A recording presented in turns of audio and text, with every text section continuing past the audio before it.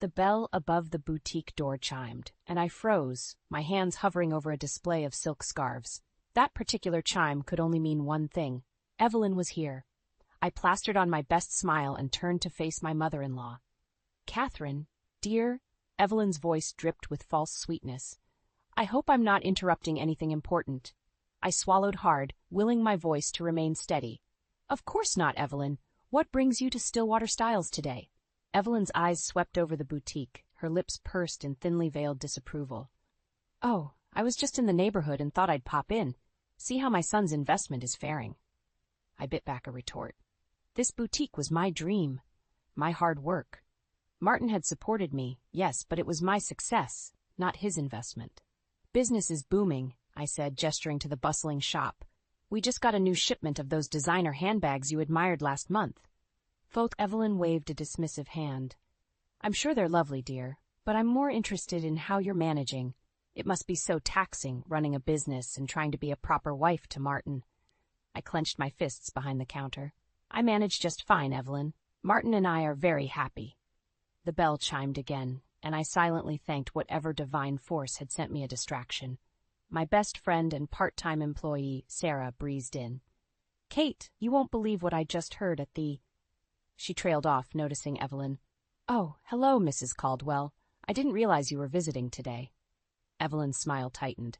"Hello, Sarah. I was just leaving, actually.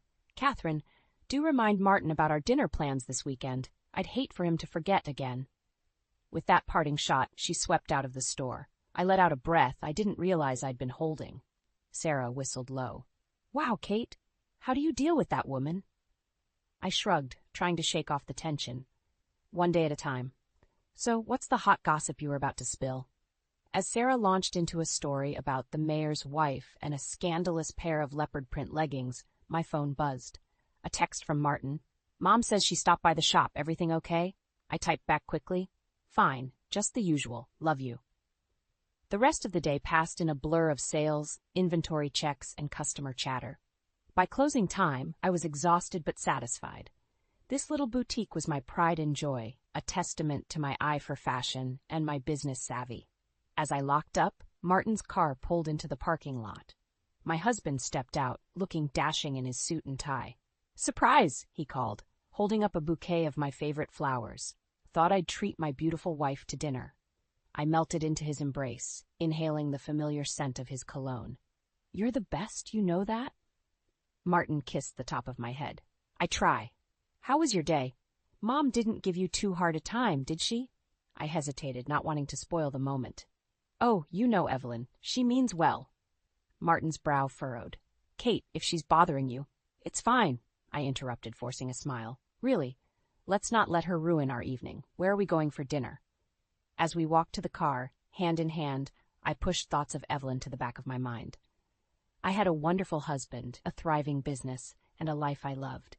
I wouldn't let my mother-in-law's disapproval taint that. But as Martin started the car, his phone buzzed. He glanced at it and sighed. "Mom wants us to stop by after dinner. Says it's important." My stomach clenched. Something told me this impromptu visit wouldn't end well. But I nodded, squeezing Martin's hand. Whatever Evelyn had in store, we'd face it together. Little did I know, that night would be the beginning of a nightmare that would test the very foundations of my marriage, my business, and my sense of self. I never imagined I'd be packing up our life in Stillwater, but here I was, surrounded by cardboard boxes and bubble wrap. Martin's voice drifted up from downstairs, his tone hushed as he spoke on the phone. I knew who was on the other end without asking. "How's she doing?" I called out when I heard him hang up. Martin appeared in the doorway, his face etched with worry. "Not great, Kate. The doctor says she needs round-the-clock care." I nodded, trying to ignore the knot forming in my stomach. "We're doing the right thing, aren't we?" He crossed the room and pulled me into a tight embrace. "Of course we are. Mom needs us." I buried my face in his chest, inhaling the familiar scent of his cologne. It was comforting, but it couldn't quite chase away the nagging doubt in the back of my mind. The next morning, we loaded up the moving truck and said goodbye to our cozy little house. As we drove out of Stillwater, I couldn't help but feel like we were leaving more than just a home behind. Evelyn's sprawling Victorian mansion loomed before us, its imposing facade a stark contrast to our modest bungalow. Martin squeezed my hand as we walked up the front steps. "Catherine, Martin?" Evelyn's weak voice called from the living room. "Is that you?" We found her propped up in her favorite armchair, looking frail and pale. But her eyes, those piercing blue eyes, were as sharp as ever. "Mom," Martin rushed to her side. "How are you feeling?" "Oh, I'm fine," she waved him off. "Just a little tired. Catherine, dear, you look comfortable. I hope the move wasn't too taxing on you." I bit back a retort. Even on her sickbed, Evelyn couldn't resist a little dig. "It was fine, Evelyn. We're just glad to be here to help." The next few days were a whirlwind of unpacking, doctor's visits, and adjusting to life under Evelyn's roof. I tried to maintain some semblance of normalcy, setting up a small office to manage the boutique remotely. One afternoon, as I was going over the store's financials, I heard raised voices from downstairs. I crept to the top of the stairs, listening. "Martin, you can't possibly think it's appropriate for Catherine to be working at a time like this." Evelyn's voice, stronger than I'd heard in days, carried up the stairwell. "Mom, the boutique is her passion. She's not neglecting you." "Neglecting me? Is that what you think this is about? I'm talking about your wife's priorities. When I was a young wife..." I'd heard enough. I marched down the stairs, my heart pounding. "Evelyn, I appreciate your concern, but I'm perfectly capable of managing my business and helping care for you." Evelyn's eyes narrowed. "Oh, Catherine. Always so independent. I just worry about the strain on poor Martin." Martin looked between us, his face a mask of discomfort. "Ladies, please, can we not do this now?" I opened my mouth to argue further, but the sudden sound of shattering glass made us all jump. Evelyn's favorite crystal vase lay in pieces on the hardwood floor. "Oh, dear," Evelyn sighed. "Catherine, would you mind cleaning that up? I'm feeling a bit faint." As I knelt to pick up the shards, I caught a glimpse of something in Evelyn's eyes. It wasn't pain or fatigue. It was triumph. That night, as Martin and I lay in bed, I couldn't shake the feeling that we'd made a terrible mistake. "Martin," I whispered, "are you awake?" He rolled over, pulling me close. "What's wrong, Kate?" I hesitated, not sure how to voice my concerns without sounding paranoid. "It's just, do you think your mother really needs us here? She seemed awfully energetic today." Martin sighed. "Kate, please, she has good days and bad days. We need to be here for her." I nodded, not trusting myself to speak. As I drifted off to sleep, Evelyn's triumphant gaze haunted my dreams. Something told me that this was just the beginning of a long, difficult battle, and I wasn't sure I was ready for what lay ahead. The morning sun streamed through the curtains, but I was already wide awake. I'd been up for hours, tossing and turning, my mind racing with thoughts of the boutique and the growing tension in this house. I slipped out of bed, careful not to wake Martin, and made my way to the bathroom. As I applied my favorite lipstick, a bold red that always boosted my confidence, Evelyn's voice drifted through the door. "Catherine, dear? Are you decent?" I sighed, steeling myself. "Just a moment, Evelyn." I opened the door to find her standing there, looking far more robust than she had in weeks. Her eyes narrowed as she took in my appearance. "Oh my," she sked. "Isn't that lipstick a bit loud for breakfast? And those pajamas, silk, I presume? How impractical." I forced a smile. "I like to start my day feeling put together, Evelyn, even if it's just for myself." She waved a dismissive hand. "Well, to each their own, I suppose. Though in my day, we didn't need such frivolities to feel confident." I bit my tongue, reminding myself to keep the peace. "I'll be down for breakfast shortly." As I dressed, I could hear Evelyn and Martin talking downstairs. Their voices were hushed, but I caught snippets. Wasteful, priorities, changes. My stomach churned. At the breakfast table, Martin barely looked up from his phone. "Morning, Kate. Sleep well?" Before I could answer, Evelyn chimed in. "Oh, I'm sure she did. Nothing like silk pajamas for a good night's rest. Isn't that right, Catherine?" I focused on buttering my toast. "They're comfortable, Evelyn. That's all that matters." Martin finally glanced up, his brow furrowed. "Mom, leave Kate alone. Her clothes aren't hurting anyone." Evelyn's lips thinned. "I'm just concerned, Martin. All these expensive clothes and beauty products, it can't be good for your finances, especially with Catherine spending so much time on that little shop of hers." I felt my cheeks flush. "The boutique is doing well, Evelyn.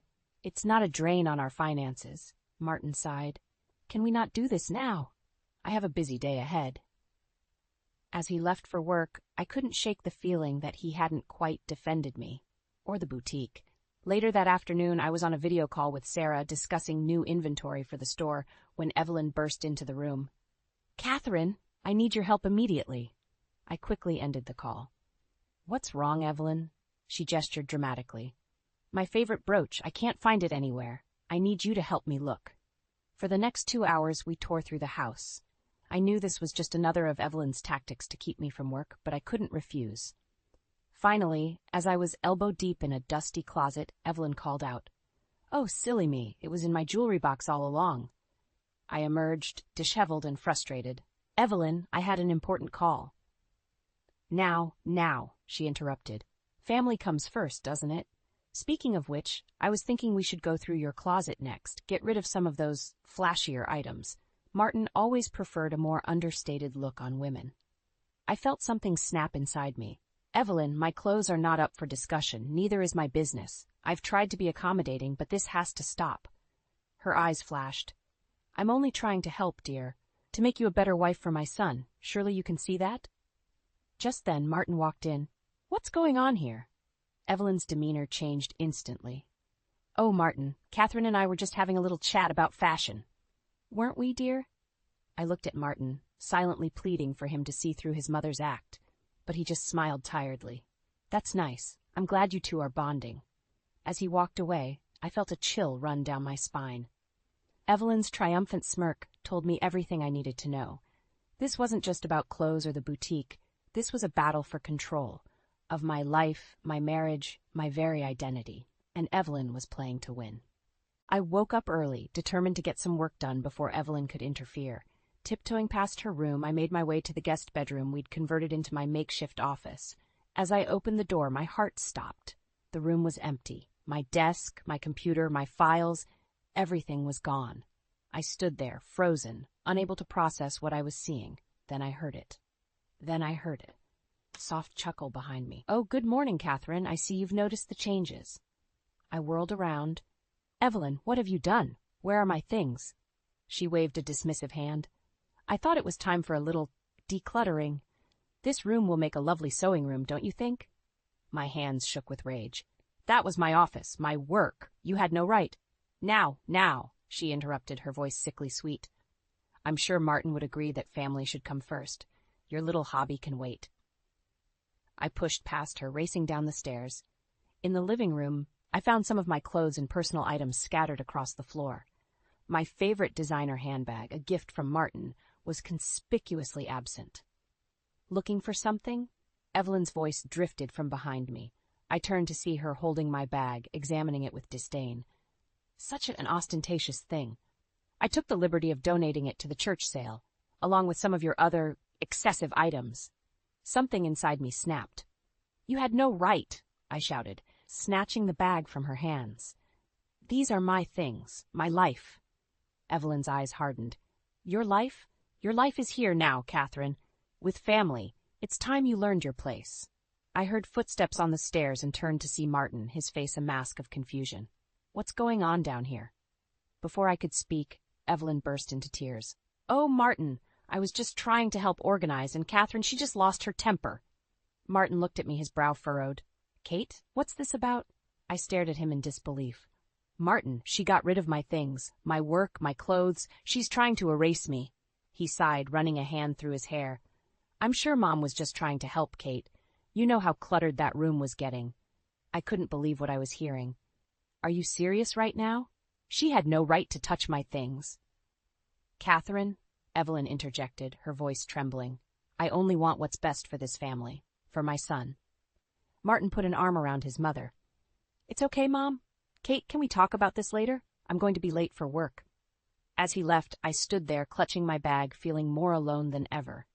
Evelyn's triumphant smirk told me everything I needed to know. This wasn't just about clothes or an office. This was war. That night, as Martin slept soundly beside me, I lay awake, my mind racing. I thought about my boutique in Stillwater, my friends, my life before all this. I thought about the woman I used to be, confident, independent, happy. I couldn't let Evelyn win. I couldn't let her erase everything I'd worked so hard for. Quietly, I slipped out of bed and made my way to the closet. In the back, behind Martin's old golf clubs, I found a small suitcase. With trembling hands, I began to pack a few clothes, some personal items, my laptop. As I zipped up the suitcase, I caught sight of myself in the mirror. The woman staring back at me looked tired, scared, but there was a fire in her eyes that I hadn't seen in weeks. I had a decision to make: stay and fight, or leave and reclaim my life. As the first light of dawn crept through the window, I knew what I had to do. It was time to take a stand, for my business, for my identity, for myself. Whatever came next, I was ready to face it head-on. Little did I know, the real battle was just beginning. The morning Martin left for his business trip, I felt a strange mix of relief and dread. Relief to have a break from the constant tension, but dread at being alone with Evelyn for a week. As I helped him pack, I tried to keep my voice steady. "Are you sure you have to go?" I asked, handing him his toiletry bag. Martin sighed, avoiding my eyes. "You know I do, Kate. This deal is important for the company." I nodded, swallowing the lump in my throat. As he headed downstairs, I caught a glimpse of Evelyn hovering in the hallway, a satisfied smirk on her face. The moment Martin's car disappeared down the driveway, Evelyn's demeanor changed. Her eyes, usually masked with false sweetness, now gleamed with open hostility. "Well, Catherine," she said, her voice dripping with disdain, "I suppose it's just us girls for the week. How delightful." I steeled myself, determined not to let her see my fear. "Indeed, Evelyn, I'm sure we'll manage just fine." That afternoon, I retreated to the guest room, desperately trying to salvage what was left of my work. As I sorted through the mess Evelyn had made of my files, I heard a noise downstairs. Curious, I crept to the top of the stairs. Evelyn was on the phone, her voice low but clear. "Yes, I've taken care of most of it. That little boutique of hers won't last much longer. Martin's starting to see reason, but we need to push harder." My blood ran cold. This wasn't just about controlling me in the house. Evelyn was actively trying to sabotage my business. That night I lay awake, my mind racing. I needed to protect what was left of my life, my identity. In the early hours of the morning, I made my move. Silently, I crept through the house, gathering what remained of my personal belongings. Clothes, jewelry, important documents, anything I couldn't bear to lose. I found an old suitcase in the attic and carefully packed everything away. As dawn broke, I hid the suitcase in the back of my car, under a pile of old blankets. Just as I closed the trunk, I heard Evelyn's voice behind me. "Going somewhere, Catherine?" I spun around, my heart pounding. "Just organizing some donations for the church sale. You seemed so keen on decluttering after all." Evelyn's eyes narrowed, but she said nothing. As I walked past her back into the house, I could feel her gaze burning into my back. The next few days were a twisted game of cat and mouse. Evelyn watched my every move, while I tried desperately to maintain some semblance of normalcy. I made excuses to leave the house, secretly checking on my boutique and touching base with Sarah. "Kate, things are getting weird here." Sarah told me during one of our hushed phone calls. "Some woman keeps calling, asking about our finances, our suppliers. She won't give her name, but I'm pretty sure it's your mother-in-law." My stomach churned. "Just don't tell her anything, okay? I'll figure this out." On the night before Martin's return, I sat in the darkened living room, clutching my phone. I'd just gotten off a call with my lawyer, discussing options I never thought I'd have to consider. Suddenly, the lights flicked on. Evelyn stood in the doorway, a triumphant gleam in her eye. "Oh, Catherine," she said, her voice sickly sweet. "I do hope you weren't planning anything rash. It would be such a shame if Martin came home to find his wife had abandoned him." I stood up, my hands shaking, but my voice steady. "I'm not going anywhere, Evelyn. This is my home, my life, and I won't let you take it from me." She laughed, a cold, harsh sound that sent chills down my spine. "My dear, you have no idea what I'm capable of. By the time I'm done, there won't be anything left of your life to take." As she turned and walked away, I knew I had a decision to make. Stay and fight, risking everything, or run and save what little I had left. Either way, the Catherine who had moved into this house was gone. In her place stood a woman ready to do whatever it took to reclaim her life. Tomorrow, when Martin returned, everything would change. I just hoped I was strong enough for what was to come. The day of Martin's return dawned bright and clear, a stark contrast to the storm brewing inside me. I'd spent the night tossing and turning, rehearsing what I'd say to him. Today was the day I'd finally confront the issues head-on.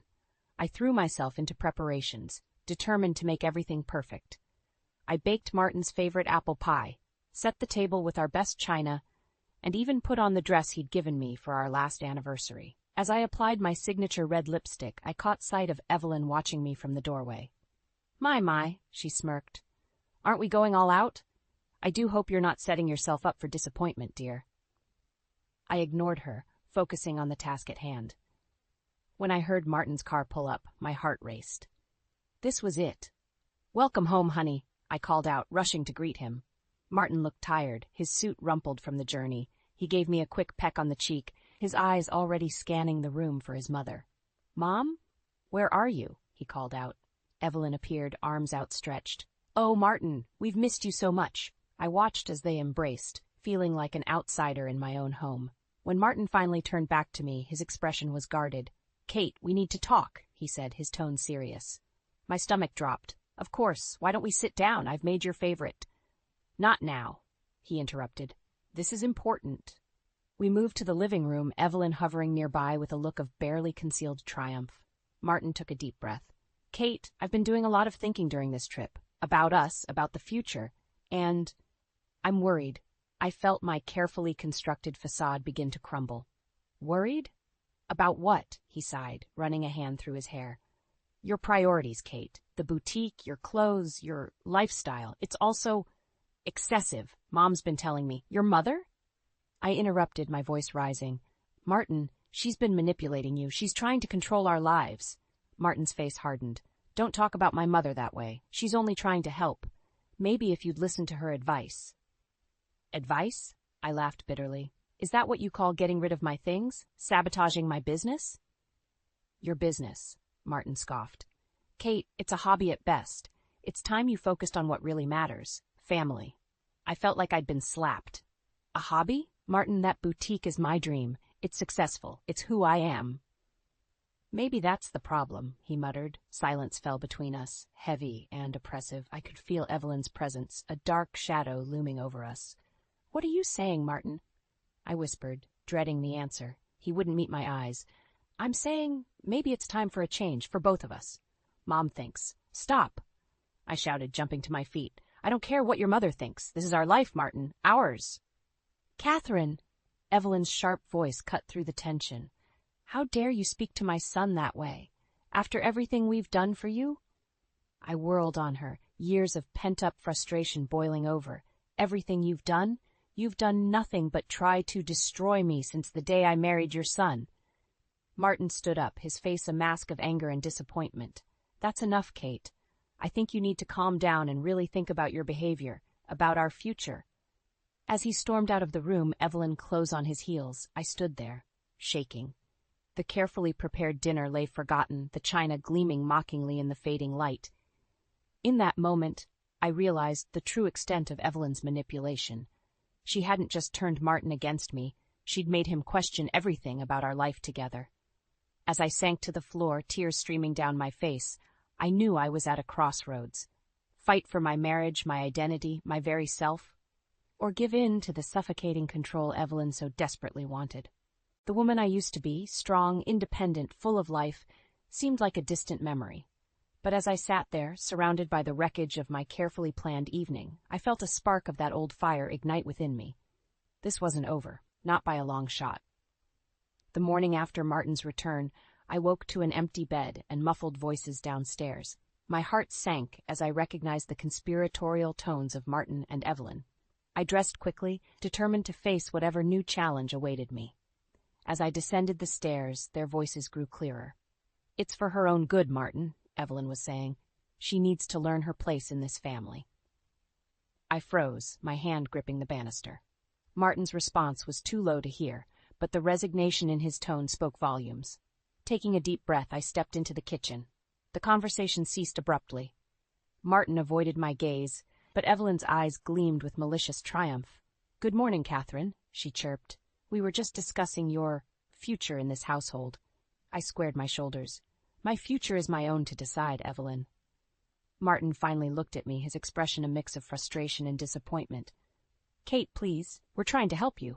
Help me, I laughed bitterly, by erasing everything that makes me who I am.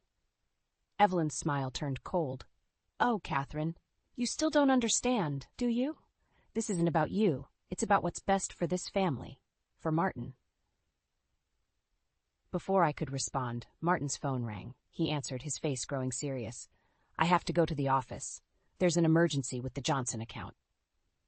As he hurried out, I felt a chill run down my spine. Evelyn and I were alone, and the look in her eyes told me she'd been waiting for this moment. Well, Catherine, she said, her voice dripping with false sweetness, since we have some time alone, why don't we address your wardrobe issues? I backed away. My clothes are none of your business, Evelyn. She advanced on me, her frail appearance belying her strength as she gripped my arm. Everything in this house is my business. Now, let's see what inappropriate outfits we can get rid of today. I tried to pull away, but her grip was like iron. She dragged me upstairs to the bedroom, throwing open my closet doors. Strip, she commanded. I stared at her in disbelief. What? You heard me. Strip down to your underwear, now. My hands shook as I unbuttoned my blouse. Evelyn, this is insane. You can't. I can and I will, she hissed. You'll learn your place in this family, even if I have to break you to do it. Tears stung my eyes as I stood there in my bra and panties, feeling more exposed and vulnerable than I ever had in my life. Evelyn circled me, her eyes critical and cruel. Look at you, she sneered, to wealth. All that money spent on designer labels, and for what? To look like a common tramp? I hugged myself, trying to cover up. Please, Evelyn, this isn't right. She ignored me, rifling through my closet. One by one, she tossed my clothes onto the floor. My favorite dresses, my tailored suits, even the lingerie Martin had given me for our anniversary, all of it discarded like trash. We'll donate these, she declared. From now on, you'll dress like a proper wife, modest, unassuming, invisible. Something inside me snapped. I lunged for my clothes, clutching them to my chest. No, these are mine. You can't take them. Evelyn's hand cracked across my face, the slap echoing in the quiet room. I stumbled back, shocked. You ungrateful little bitch, she snarled. After everything we've done for you? Well, no more. You want to act like a whore? Fine. Let's see how Martin reacts when he finds out about your indiscretions. My blood ran cold. What are you talking about? She smiled, a terrible, triumphant grin. Oh, I have ways of making sure Martin believes whatever I tell him. By the time I'm done, he'll be begging me to throw you out. As she stormed out of the room, slamming the door behind her, I sank to the floor amidst the wreckage of my wardrobe. My cheeks stung, my dignity was in tatters, and the life I'd built seemed to be crumbling around me. But as I sat there, something hardened inside me. A resolve I didn't know I possessed. Evelyn had pushed me to my limit, but she'd made a fatal mistake. She'd left me with nothing left to lose. I sat on the floor of my ransacked bedroom, my mind racing. Evelyn's threat echoed in my ears, and I knew I had to act fast. With shaking hands, I reached for my phone, ready to call Martin and beg him to believe me over his mother. But before I could dial, I heard a car pull up outside. Peering through the window, I saw a familiar face that made my heart leap with hope. Uncle Peter, Martin's estranged uncle, and the black sheep of the family. He was early for his annual visit, and I'd never been so glad to see anyone in my life. I threw on a robe and raced downstairs, nearly colliding with Evelyn in the hallway. Her eyes widened in shock as the doorbell rang. "Catherine, don't you dare," she began, but I was already yanking the door open. "Uncle Peter," I cried, throwing my arms around him. He hugged me back, then held me at arm's length, his brow furrowing as he took in my disheveled appearance and tear-stained face. "Kate, what on earth is going on here?"